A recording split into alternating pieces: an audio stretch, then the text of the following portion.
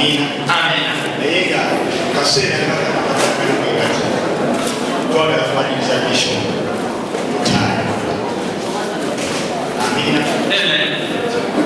Twagala kumaliriza bisho mutaano anje wakati wa neno tuba kikutwala wanga libe kumizo wanga bisho kunga masokuka katikira ate n'omusulo nyamuliza omusumba kye naye tulina ye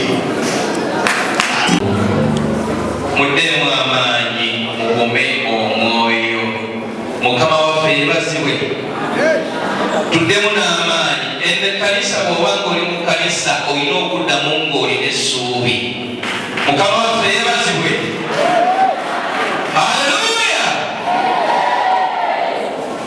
emirundi gyenzize ku kituuti nga pasita yiga waali tubadde mu ssanyu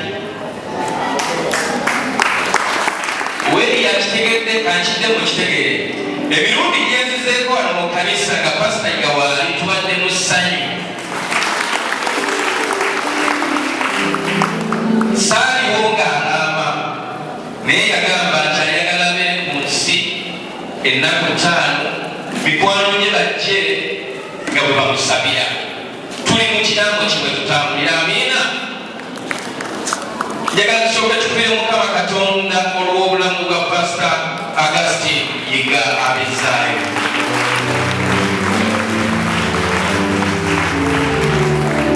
Kituufu bwe tubeera ku mufu twogera bisanyusa kubanga ddala bye twetaaga okuwulira ng'akyakolera ku Kingdom TV ewa Bishop Kiganda tina program gye twakolaga bagiyitaga weddemu. Pasita Yiga yankubira essimu n'agamba nga njagala kujja ku program eyaweddemu nenjogera ne Pasita Kiganda. Bishop n'agamba Augustine Yiga gwe mmanyi tasobola kujja ku Kingdom TV.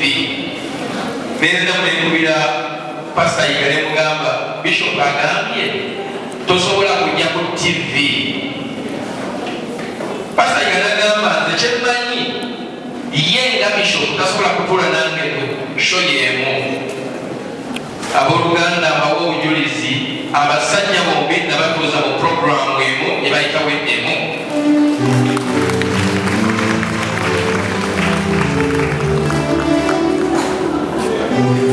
Era ebyafaayo byawandiikibwa okuva ku lunaku olwo n'ekyenyiza okubagamba kiri kimu. Augustine Yiga Abizaayo abadde ayagala nnyo abantu aba buli kika, oba oli wa ggwanga lye, oba oli wa ddiini lye, oba oli wa mbeera ki. Pasita Augustine Yiga Abizaayo abadde akwaniriza nga bw'oli ng'ayagala abantu bonna, era amanyi abantu bangi nnyo obulamu bwabwe bukyuse, bakyusiddwa mu ngeri oba endala olw'ebigambo ebyo byabadde avaamu. Tumusabire ekintu kimu kyokka Mukama amuwummuze mirembe ate amukozesa ebyamagero bingi nnyo ng'ayita mu abo abagenda okusigala mu bimirembe.